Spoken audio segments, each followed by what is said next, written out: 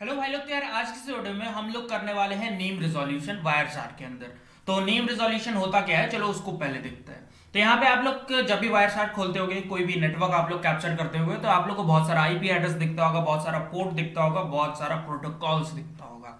ठीक है, तो जैसा कि यहाँ पे आप लोग को दिख रहा होगा, सोर्स आईपी यहाँ पे दिख रहा है, डेस्टिनेशन आईपी दिख रहा है, आईपी एड्रेस कोई भी हो सकता है, IPv6 और IPv4।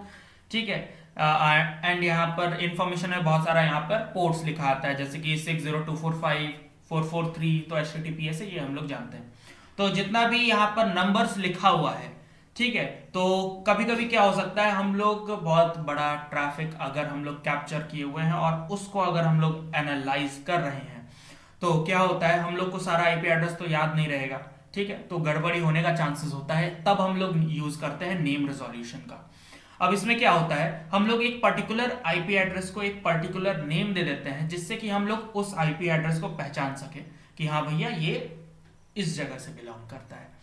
ठीक है, तो देखते हैं कैसे करते हैं। तो स्टार्ट करते हैं बिना किसी बकवास के। बट अगर वीडियो अच्छा लगे तो यार लाइक शेयर और सब्सक्राइब करना मत भूलना। स्टार्ट करते हैं। तो नेम रिजोल्यूशन करने के लिए आना एडिट पे, फिर आना प्रेफरेंसेस पे, फिर यहां पर आना नेम रिजोल्यूशन, एंड यहां पर आप लोग देख सकते हो रिजॉल्व ट्रांसपोर्ट नेम्स है। रिजॉल्व ट्रांसपोर्ट नेम पे आप लोग जैसे ही क्लिक करोगे तो क्या होगा, वायरशार्क के कैप्चर फाइल के अंदर, जैसे कि यहाँ पे आप लोग को एक कैप्चर फाइल दिख रहा है, इसके अंदर जितना भी वेल नोन पोर्ट नंबर होगा, जैसे कि यहाँ पे आप लोग को दिख रहा होगा पोर्ट नंबर 443 जो कि HTTPS का होता है, और भी नीचे अगर हम लोग स्क्रॉल करेंगे तो हम लोग को दिख जाएगा। ठीक है, अभी स्क्रॉल नहीं हो रहा है क्योंकि ये वाला खुला हुआ है। ठीक है, एंड जितना भी वेल नोन पोर्ट्स है हमारे कैप्चर फाइल के अंदर, तो उसको ये एक पर्टिकुलर नेम दे देगा। जैसे कि 443 है तो उसके बगल में लिख देगा HTTPS, जिससे कि हम लोग आराम से उस पोर्ट को आइडेंटिफाई कर सके, और जिसे इसके बारे में पता भी नहीं है, पोर्ट के बारे में जिसे नहीं पता है, उसे भी पता चल जाएगा कि हाँ भैया ये जो पोर्ट है ये इस चीज से बिलोंग कर रहा है। ठीक है, तो ओके करके देखते हैं क्या होता है। ओके किए, एंड यहाँ पे आप लोग देख सकते हो 443 के बगल में HTTPS लिखा गया है। ठीक है, वैसे ही अगर हम लोग नीचे आएंगे तो इसके हमको बस 443 ही दिख रहा है यहाँ पे। ठीक है, तो ऐसे ही यहाँ पर हो जाएगा।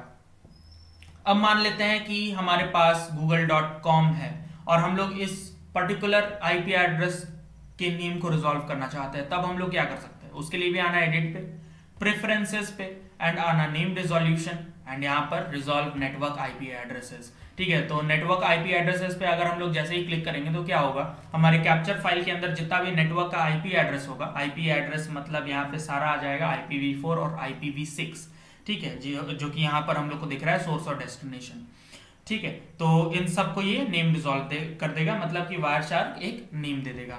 अब देखो, जब भी हम लोग इसको चेक करते हैं ना रिजॉल्व नेटवर्क आईपी एड्रेसेस पे, तब ये दोनों जो है ये दोनों मैटर करने लगता है। इसको अगर हम लोग चेक नहीं किए हैं तो इन दोनों का कोई मतलब है नहीं, लेकिन जैसे ही हम लोग इसको चेक कर देते हैं तो ये दोनों का कुछ मतलब होता है।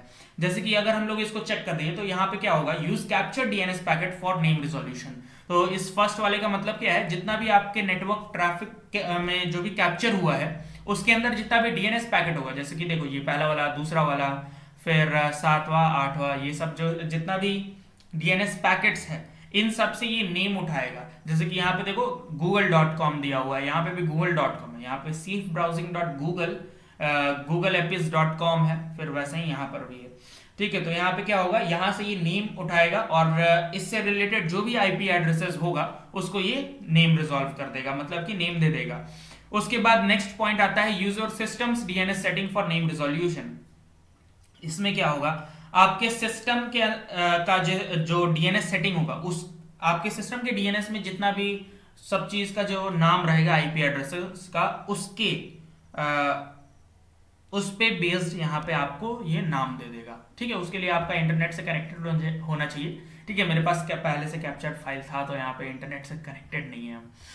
ठीक है, तो इसके लिए नेटवर्क जरूरी है, और ये और ज्यादा भी DNS पैकेट को जनरेट कर सकता है ये इसके वजह से। ठीक है, अगर आप लोग इसको चेक कर देते हो, और ये तब होता है जब हमारे पास पहले से कैप्चर्ड ट्रैफिक के अंदर DNS पैकेट नहीं होता है। ठीक है, और अगर हम लोग ये दोनों ही नहीं चाहते तो हम लोग इसका यूज कर सकते हैं, हम लोग एक कस्टम लिस्ट यूज कर सकते हैं DNS सर्वर का नेम रिजोल्यूशन के लिए, एंड इसमें सब कुछ को ऐड करने के लिए हम लोग इसका यूज कर सकते हैं। जैसे कि यहाँ पर प्लस करेंगे तो यहाँ पर हम लोग ऐड कर सकते हैं। ठीक है, माइनस से हटा सकते हैं।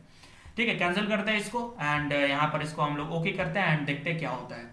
तो ओके कर दिया और यहाँ पे आप लोग देख सकते हो कि यहाँ पे जो भी डीएनएस प्रोटोकॉल से रिलेटेड जितना भी ट्रैफिक था उसको ये नेम रिजॉल्व हो चुका है। यहाँ पर google.com google.com google.com ऐसे करके आ चुका है।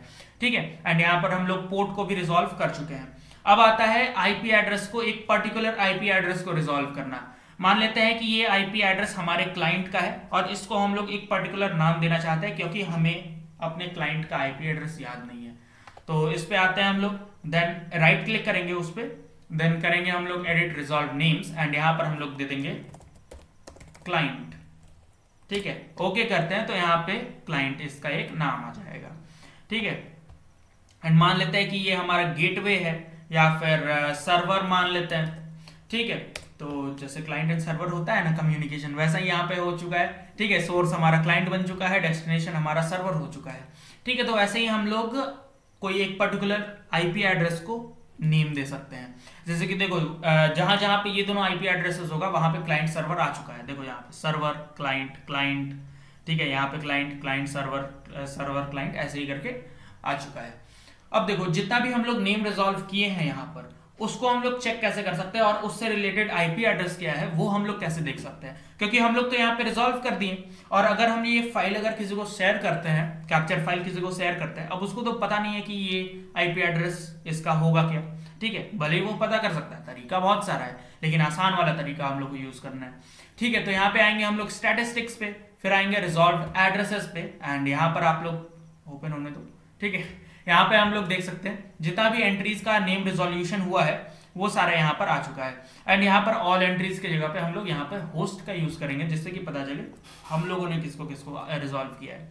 तो ये सब तो पहले से था, ये दोनों को हम लोगों ने अभी रिजोल्व किया है, जो कि क्लाइंट का एड्रेस ये था एंड सर्वर का एड्रेस ये था।